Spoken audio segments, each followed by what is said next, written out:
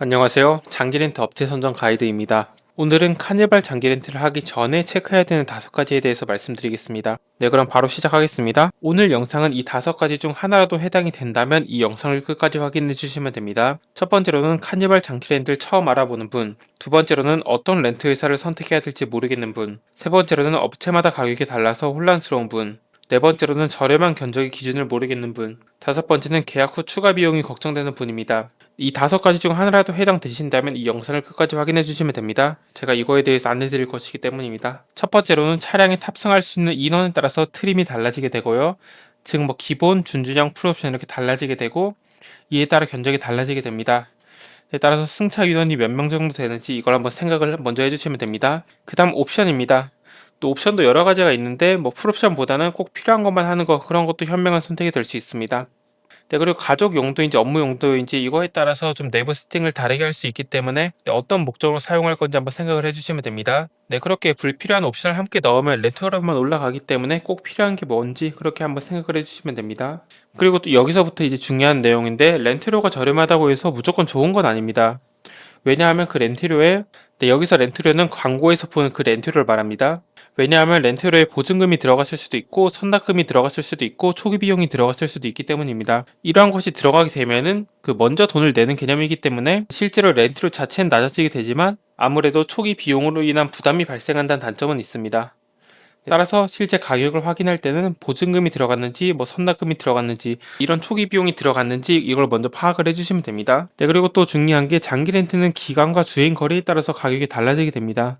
네, 한 가지 예시로는 월 렌트료를 낮게 하려면 계약 기간을 길게 하면 되는데 그러면 돈을 내야 되는 횟수가 많아지는 거기 때문에 전체적인 비용은 오히려 올라가게 됩니다. 네, 따라서 얼마 정도 기간을 탈 건지 그걸 먼저 생각을 해주시면 됩니다. 즉 36개월 탈 건지 48개월 탈 건지 60개월 탈 건지 그런 걸 생각을 해주시면 됩니다. 네, 그리고 그 다음은 주행거리입니다. 1년에 10,000km 정도 탈 건지 20,000km 탈 건지 그런 걸 좀 생각을 해야 되고 그거보다 많이 타게 되면 나중에 또 추가 비용이 나올 수 있기 때문에 실제로 얼마 정도 타는지 그런 걸 한번 생각을 해주시면 됩니다. 잘 모르겠으면 네이버 지도에 한번 검색을 해서 평소에 이 정도 다니니까 좀 보수로 잡아서 이 정도 다니겠구나 이렇게 생각을 해주시면 됩니다. 네, 따라서 이렇게 말씀드렸고 네, 그 다음 렌트 회사마다 보험과 정비 조건이 좀 다를 수 있습니다.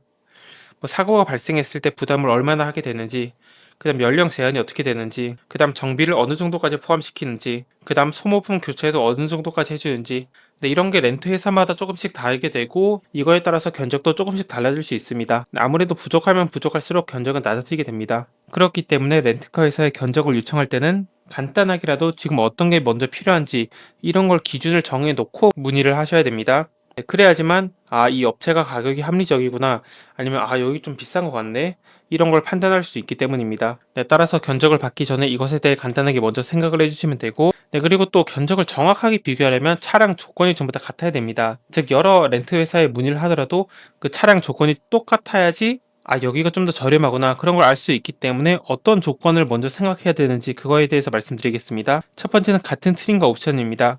네, 말 그대로 차량 관련된 내용입니다. 그 다음 계약기간입니다. 즉 36개월 탈 건지 48개월 탈 건지 60개월 탈 건지 그걸 생각을 해주시면 됩니다. 그 다음 주행거리입니다.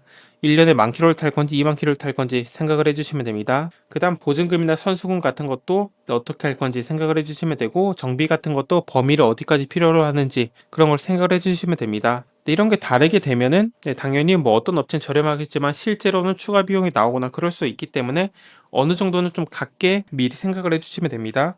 네, 그렇게 생각을 하신 다음에 이제 업체에 문의를 해서 여기가 실제로 저렴한지 파악을 해주셔야 되는데 업체에 문의할 때 한 가지 팁을 드리면 하나씩 하나씩 업체에 전부 다 문의하는 건 좀 어렵기 때문에 실제로 어떤 업체는 한 번 문의를 남기면 20곳의 견적을 한 번에 비교해서 알려주는 곳들이 있습니다. 네, 그런 곳에 문의를 하게 되면 비교를 하는 게 좀 편하기 때문에 그런 곳에 문의를 하는 걸 추천드립니다. 네, 그래서 제가 댓글에 남긴 업체도 그 한 곳에 문의를 남기면 여러 곳의 견적을 한 번에 비교해주는 업체이고 그곳에 문의를 남겨보시는 걸 추천드립니다. 네, 실제로 저도 한번 지금 바로 문의를 남겨볼 테니 이 영상을 따라서 한번 바로 해보시는 걸 추천드립니다. 네, 댓글에 있는 링크를 클릭해 주시면 됩니다.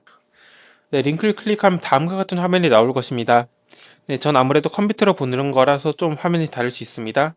견적을 문의하는 곳이 있고 여기에 이름, 저는 임시로 그냥 테스트를 하겠습니다. 그 다음 연락처, 저는 임시로 입력하겠습니다. 그 다음 희망 모델, 네, 저는 임시로 펠리세이드 하이브리드라 해보겠습니다.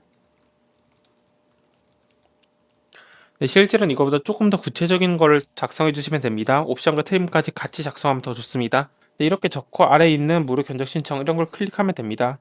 그러면 견적이 접수되었다는 걸 알 수 있고 이제 내일 전화가 올 겁니다. 그러면 이제 대표님께서는 저는 그 신청한 차량에 대해서 60개월 정도 이용을 하고 싶고 초기 비용은 없애고 싶은데 견적이 어떻게 될까요? 네, 이런 걸 물어보시면 되는 것입니다. 그럼 거기서 견적을 알려주게 되고 여기가 다른 데보다 저렴하구나. 그런 걸 한번 파악을 해주시면 되는 것입니다. 네, 이렇게 하여 지금까지 카니발 장기 렌트를 하기 전에 체크해야 되는 것들에 대해서 말씀드렸습니다. 네, 그럼 이상으로 영상을 마치겠습니다. 감사합니다.